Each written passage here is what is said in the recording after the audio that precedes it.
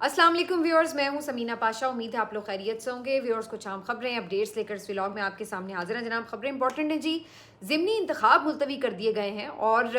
सज़ाएं सुनाई गई पीटीआई के लोगों को। उसके बाद सैलाब की सूरत हाल वजह बताई जा रही है, लेकिन हकीकत क्या है ये तमाम चीज़ें आपके सामने रखेंगे। इमरान खान साहब की तोशा खाना 2 केस में अडयाला में समात फिक्स कर दी गई है आज के रोज़, जो कि पिछले 3 मरतबा बगैर कार्रवाई के मुलतवी कर दी गई थी और अडयाला में समातें बंद थी। तो एक दफ़ा फिर अगर समात होती है तो इमरान खान साहब से मुलाकात भी होगी और कुछ ना कुछ उनका पैगाम भी बाहर आएगा। तो इसके हवाले से तफसीली बात करते हैं। इसके अलावा कुछ माफ़ी तलाफ़ी हो रही है, कुछ वजाहतें हो रही हैं, ये भी आपके सामने रखेंगे। अलीमा खान साहबा के साहबजादे जो हैं उनको रिहा किया गया है, उनकी भी रिहाई की तफसीलात शेयर करेंगे। और फिर ख्वाजा आसिफ साहब ने भी आज स्टेटमेंट दिया है और उनकी भी जो एक लड़ाई हनीफ अब्बासी साहब से जारी थी और फिर वो जिस तरह से इस निज़ाम के हक़ में बात कर रहे हैं, हाइब्रिड निज़ाम की आजकल बड़ी खूबियाँ खामियाँ गिनवा रहे हैं। खामियाँ तो गिनवा ही नहीं रहे, खूबियाँ गिनवा रहे हैं। तो इसके ऊपर भी बात करेंगे, क्या उनकी वाकई छुट्टी होने वाली है, वो तो इसकी तरदीद करते नज़र आ रहे हैं। बहुत कुछ है इस व्लॉग में। आपसे रिक्वेस्ट है कि चैनल को सब्सक्राइब कर लें अगर अभी तक सब्सक्राइब नहीं किया। तो सबसे पहले बात शुरू करते हैं जी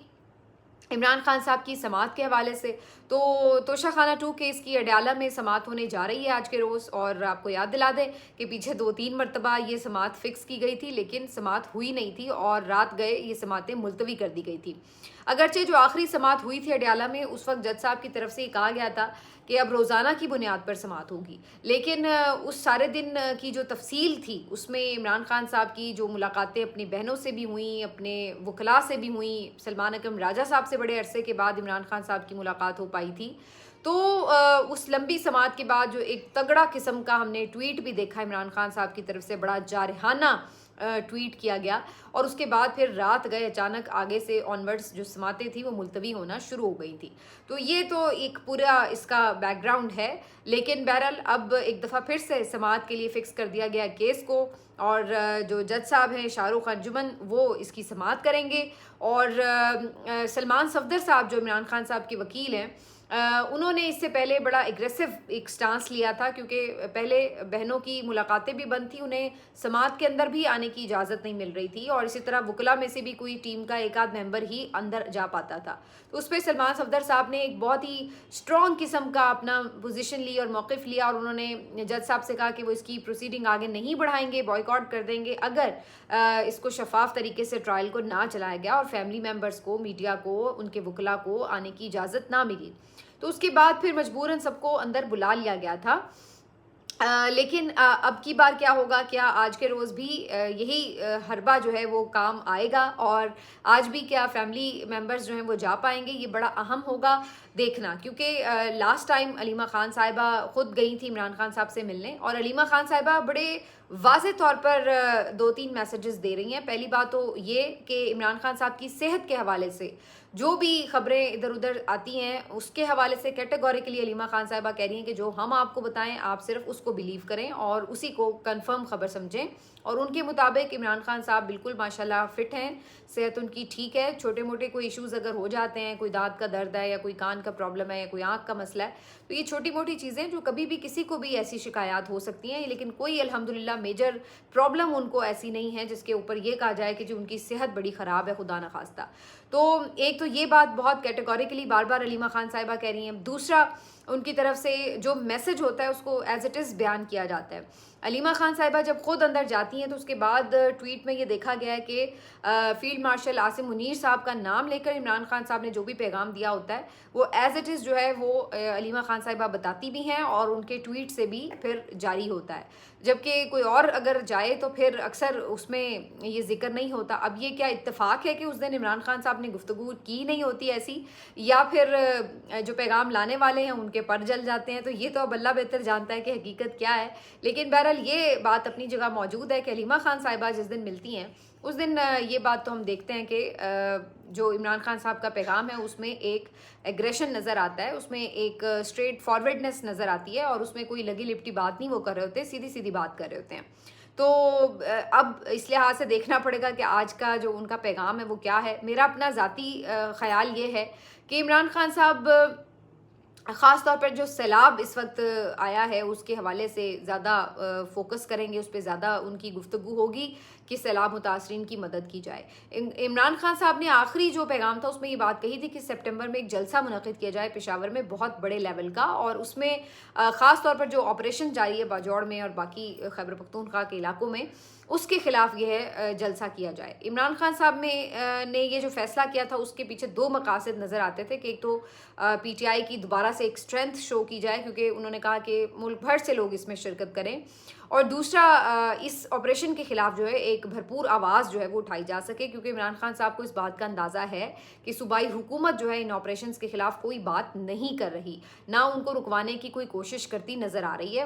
تو ایسے میں عمران خان صاحب سمجھتے ہیں کہ ایک جلسہ اس کے خلاف اگر ہو تو عوامی جو رائے ہے وہ سامنے کھل کر آ سکے گی. اب اس کے بعد چونکہ وہ پھر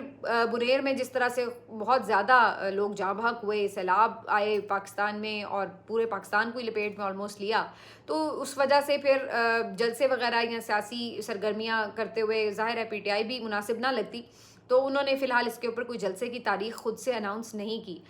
لیکن اب کیا عمران خان صاحب آج کی ملاقات میں کوئی جلسے کی تاریخ خود ہی اناؤنس کر دیں گے, یہ بھی امپورٹنٹ ہوگا دیکھنا. اور اس کے علاوہ جو عمران خان صاحب کی طرف سے اس پہ میسج آ سکتے ہیں فردر پارٹی کے اندر کے معاملات کے حوالے سے, تو یہ دو تین چیزیں ہیں جو کافی امپورٹنٹ ہیں. اس کے اوپر عمران خان صاحب کا پیغام کافی امپورٹنٹ ہوگا اگر آج ان کا یہ جو ان کی جو ملاقات ہے ان کی بہنوں سے ہو جاتی ہے. تو ایک تو یہ آج کی ایک اہم خبر ہے. اس کے علاوہ جناب آج دو تین چیزیں اور بڑی امپورٹنٹ ہیں جی. ایک تو ضمنی انتخاب الیکشن کمیشن نے ملتوی کر دیا ہے. پی ٹی آئی کے لوگوں کو سزائیں سنا کر نااہل کیا گیا, اور اس نااہلیوں کے بعد ضمنی الیکشن فوری طور پر کرانے کے لیے الیکشن کمیشن نے پھرتیاں دکھاتے ہوئے نہ صرف یہ کہ پی ٹی آئی کے مختلف لوگوں کو خود سے ہی ڈی نوٹیفائی کر دیا بلکہ ضمنی الیکشنز کی تاریخ بھی دے دی تھی. اس کے بعد پی ٹی آئی کی طرف سے یہ کوشش کی گئی کہ ضمنی الیکشن میں حصہ لے لیں, لیکن عمران خان صاحب اپنے موقف پہ بڑے واضح تھے کہ کوئی الیکشن میں حصہ نہیں لینا چاہیے, لیجٹمیسی نہیں دینی چاہیے ان سزاؤں کو بھی اور ان الیکشن کو بھی, اس سسٹم کو بھی. اس کے بعد ایک پریشر بنا اور ہم نے دیکھا کہ الٹیمیٹلی پی ٹی آئی اسی فیصلے پہ پہنچی کہ وہ ضمنی انتخاب کا بوائیکاٹ کر رہی ہے. اب بظاہر تو الیکشن کمیشن نے وجہ یہ بتائی ہے کہ جو سیلاب کی صورتحال ہے پنجاب کے مختلف علاقوں میں, اس وجہ سے یہ 9 حلقوں میں ضمنی انتخاب جو ہے اس کو ملتوی کیا جا رہا ہے. اور یہ بھی بتایا گیا کہ یہ پنجاب حکومت کی ریکویسٹ پر کیا گیا ہے, کیونکہ ان کا یہ کہنا ہے کہ جو انتظامیہ ہے اس وقت پنجاب میں وہ مختلف جگہوں پر جو سیلاب زدگان ہیں ان کی امداد اور بحالی کے کاموں میں مصروف ہے, تو جو اس سلسلے میں مختلف اہلکار ہیں وہ دستیاب نہیں ہوں گے, تو اس وجہ سے ضمنی الیکشن کو فی الحال پوسٹ پون کر دیا جائے. تو ایک جو الیکشن کمیشن کی وجہ ہے وہ تو یہ بتائی جا رہی ہے, لیکن کہیں نہ کہیں یہ لوگ اس بات کو بھی آپ سمجھ لیں کہ اس کی وجہ سمجھتے ہیں کہ پی ٹی آئی کا جو بوائیکاٹ ہے یہ بھی بڑا امپورٹنٹ ہے. اس کی وجہ یہ ہے کہ ان لوگوں کو یہ آئیڈیا تھا کہ اگر P T I in elections میں حصہ نہیں لے رہی تو اس کے بعد ٹرن آؤٹ جو ہے وہ بہت ہی کم رہے گا. اور اس بات کا ویسے ذکر کیا ہے الیکشن کمیشن نے کہ ٹرن آؤٹ بہت کم رہنے کا امکان ہے, کیونکہ ان کا کہنا یہ کہ لوگ سیلاب کی وجہ سے متاثر ہیں, تو پولنگ اسٹیشنز پر پہنچنا اور اس ضمنی الیکشن میں دلچسپی لینا یہ مشکل نظر آتا ہے, تو اس وجہ سے ٹرن آؤٹ کم رہنے کا خدشہ ہے. ویسے یہ بات بھی اپنی جگہ درست ہے, میں اس کو ٹوٹلی یہ نہیں کہہ سکتی کہ بالکل اس میں کوئی لاجک نہیں ہے, لیکن یہ بات بھی اپنی جگہ بہرحال درست ہے کہ پی ٹی آئی کے بوائیکاٹ کرنے کی وجہ سے بھی یہ ایک نظام کے اوپر دباؤ تو ہے کہ جناب اگر پی ٹی آئی نے بوائیکاٹ کر دیا تو پھر ٹرن آؤٹ اتنا کم ہو جائے گا کہ پھر ان الیکشنز کی کوئی حیثیت ہی نہیں رہے گی. تو دونوں باتیں ہیں جس کی وجہ سے فی الحال تو پوسٹ پون کیا گیا, لیکن بات یہ ہے کہ اس اگر سیلاب کی وجہ سے آپ نے پوسٹ پون کیا تو آپ کتنی دیر پوسٹ پون کر سکتے ہیں. 1-8 مہینے کے بعد اگر چیزیں نارملائز ہو جائیں گی تو پھر الٹیمیٹلی آپ کو دوبارہ پھر الیکشنز کی نئی ڈیٹ دینی ہی پڑے گی. تو کیا پی ٹی آئی اس وقت تک اپنا فیصلہ بدل لے گی؟ تو وہ تو ظاہر ہے وہی ہوگا. تو اس لحاظ سے یہ اب ایک مشکل صورتحال تو ہے اس رجیم کے لیے بھی کہ چاہتے یہ ہیں کہ پی ٹی آئی ان کو سپورٹ بھی فراہم کرتی رہے اس سسٹم میں, لیکن یہ پی ٹی آئی کو کوئی سپیس دینے کے لیے تیار نظر نہیں آتے. اور دوسری طرف یہی آپ کو صورتحال نظر آتی ہے کہ جہاں پہ یہ جو کمیٹیوں کی بات ہے جہاں سے پی ٹی آئی کے بہت سے لوگ تقریباً 50 کے قریب لوگ مستعفی ہو گئے ہیں, اور شاید 20-25 ایسے ہیں جنہوں نے ابھی استعفے نہیں دیے, ہو سکتا ہے ان کے بھی آنے والے دنوں میں آ جائیں. تو اس کے اوپر بھی حکومت کی طرف سے یہ کہا گیا اسپیکر ایاز صادق صاحب کو کہ آپ ان کے استعفے کمیٹیوں سے منظور نہ کریں. ان کی کوشش یہی ہے کہ ان کو کسی طرح منا کے واپس لایا جائے کمیٹیوں میں, کیونکہ پھر وہی بات ہے کہ بھلے یہ چاہتے ہیں کہ ان کے اوپر ظلم ہوتا رہے, لیکن یہ بھی چاہتے ہیں کہ بحیثیت اپوزیشن یہ اس ایوان کا حصہ بھی رہیں اور اپنا کردار ادا کرتے رہیں, تاکہ یہ دنیا میں بھی یہ کہہ سکیں کہ ہاں جی دیکھیں ہمارے ہاں تو ایک نارمل ڈیموکریسی چل رہی ہے, پارلیمنٹری سسٹم ہے جس میں حکومت بھی ہے, جس میں اپوزیشن بھی ہے, تمام چیزیں نارمل ہیں. تو یہ وہ جو چیزیں دکھانا چاہتے ہیں ان کو اس کے لیے بھی یہ تمام چیزوں کی ضرورت رہتی ہے. تو بہرحال یہ سب ہو رہا ہے, لیکن عمران خان صاحب اپنے فیصلے جو کرتے ہیں اس کے اوپر وہ کاربند بھی رہتے ہیں, آپ کو پتہ ہے, اور پھر اس وجہ سے ایک پریشر جو ہے وہ اس حکومت کے اوپر آتا تو ہے. آج شاریز خان کی جو ہے وہ رہائی ہو گئی ہے, حلیمہ خان صاحب کے صاحبزادے, اور ان کی رہائی کی روپکار جاری ہو گئی تھی. بنتا ہی نہیں تھا ان کا گرفتار ہونا. بہرحال کافی ان کا پرتپاک استقبال بھی ہوا. حلیمہ خان صاحبہ ایکسپیکٹ کر رہی تھی کہ شاید دونوں بیٹوں کو ایک ساتھ رہا کر دیا جائے گا, کیونکہ شیر شاہ کو بھی ضمانت مل چکی ہے, لیکن بہرحال ان کو رہا نہیں کیا گیا. ان کی کل ضمانت ہو گئی تھی تو ان کو آج شام رہا کر دیا گیا.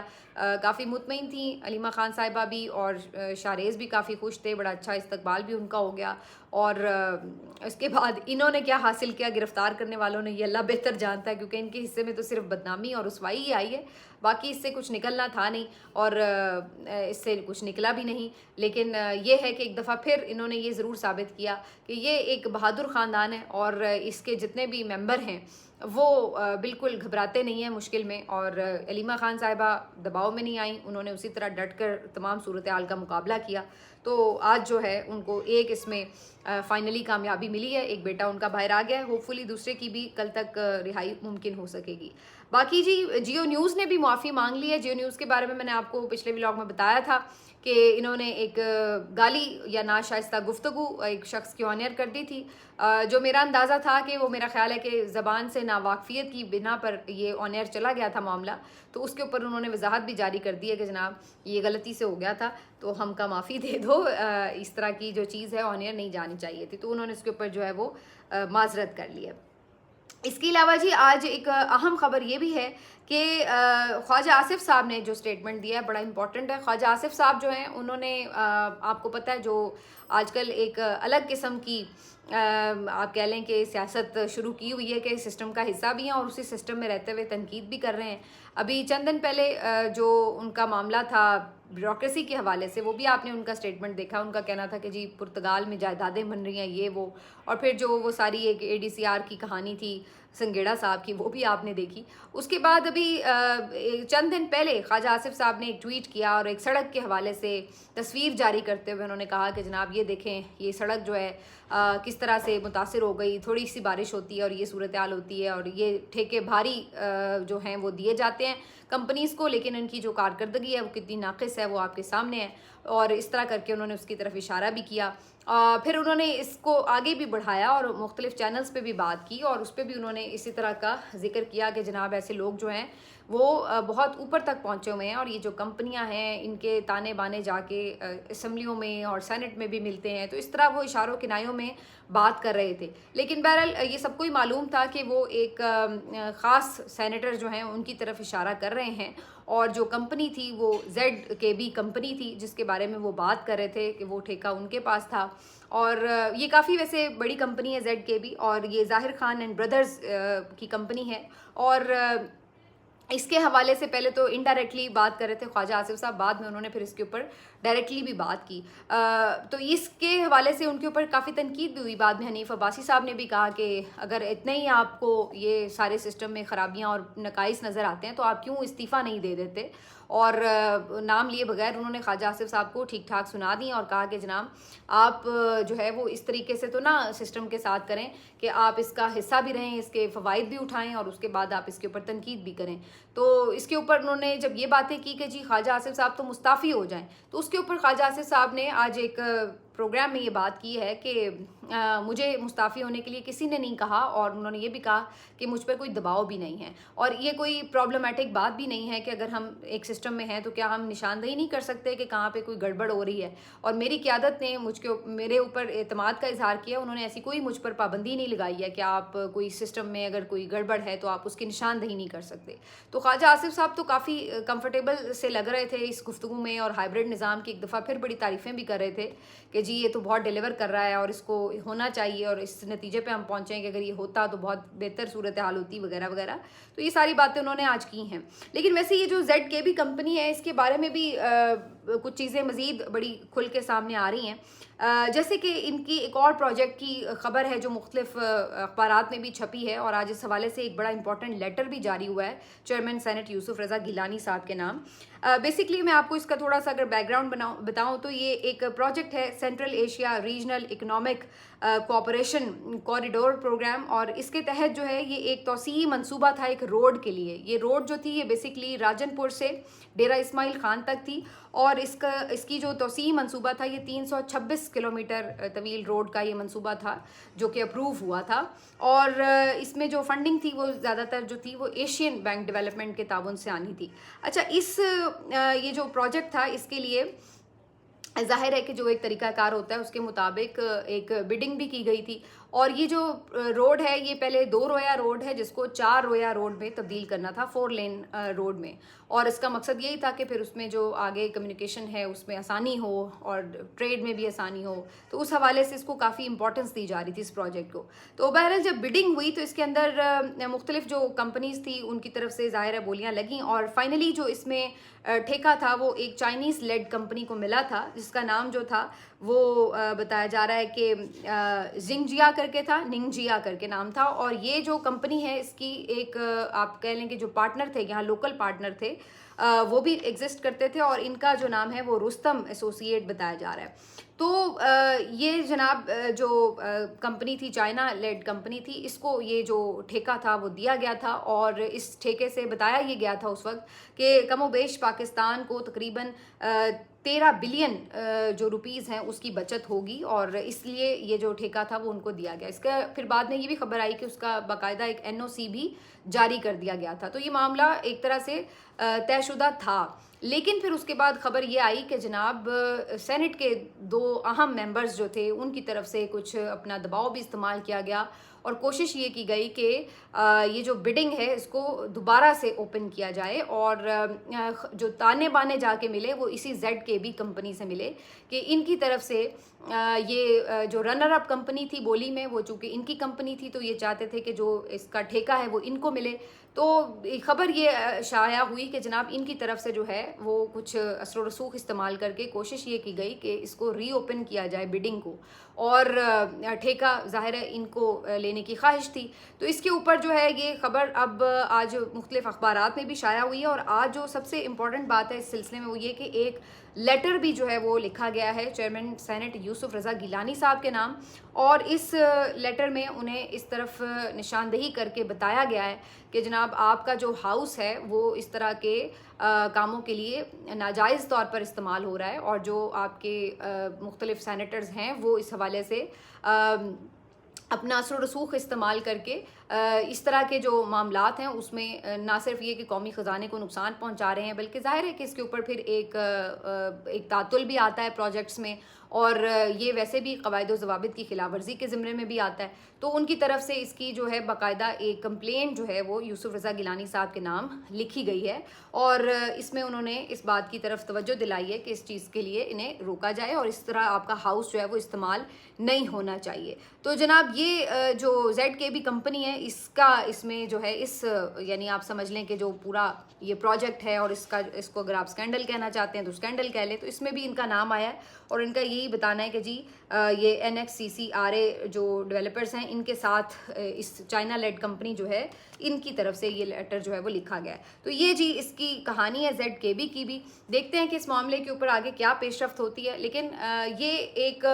बात सिर्फ नहीं है कि सिर्फ एक स्टोरी की हद तक, बल्कि हम इसमें पहले भी देख चुके हैं। ऐसी कई मिसालें पाकिस्तान में मिलती हैं कि जहाँ पर ये जो बिडिंग होती है इसके मामलात के ऊपर बहुत से लोग जो हैं वो जानबूझकर महंगे ठेके जो हैं वो करते हैं, और उसके बाद उसके अंदर भी फिर अपनी कमीशन भी लेते हैं, और इस तरीके से ना सिर्फ ये कि जो कंपनियां हैं जो ये ठेके लेती हैं उनको फ़ायदा होता है, बल्कि जो बीच में ये सारी सेटिंग कराते हैं वो अपनी भी कमीशंस लेते हैं। तो ये बात जो है वो जाके ख़त्म होती है अरबों खरबों में, और इसमें जो नुकसान उठाता है वो पाकिस्तान का आम शहरी उठाता है, हमारा कौमी ख़जाना उठाता है, क्योंकि बाज़ औक़ात किसी को नवाजने के चक्कर में या किसी की फेवर करने के चक्कर में پھر یہ ہوتا ہے کہ اس کا جو وہ کرپشن ہی کہلاتی ہے اور اس کا جو بوجھ ہے وہ قومی خزانے پر آتا ہے. تو بہرحال یہ بہت انفارچونیٹ فیکٹس ہیں, لیکن بہرحال ابھی دیکھتے ہیں کہ اس سلسلے میں کیا کارروائی ہوتی ہے اور اس کو واقعی کوئی نوٹس لیتے ہیں یوسف رضا گیلانی صاحب یا نہیں لیتے. کیونکہ میں دیکھ رہی تھی خواجہ آصف صاحب نے بھی اس کے اوپر ایک ٹویٹ کیا ہوا تھا اور کہا تھا کہ جی یہ بڑے پاورفل لوگ ہوتے ہیں اور یہ ہم جیسے اراکین جو ہوتے ہیں سینیٹرز یا قومی اسمبلی یا جو بھی ایم پی ایز وغیرہ ان کو بھی خرید لیتے ہیں. تو یہ بھی انہوں نے ایک جگہ پہ ٹویٹ کیا ہوا ہے خواجہ آصف صاحب نے. تو بہرحال یہ ایک ٹسل جو ہے وہ چل رہی ہے اپنی جگہ. بہرحال جی آج کی جو اہم سٹوری ہے اس کے حوالے سے دیکھنا ہوگا کہ عمران خان صاحب کا میسج کیا آتا ہے جیل کے اندر سے, اس پہ بھی ہماری نظر رہے گی. اگلے ولاگ میں اس پہ بات کریں گے. اپنا خیال رکھیے. اللہ حافظ.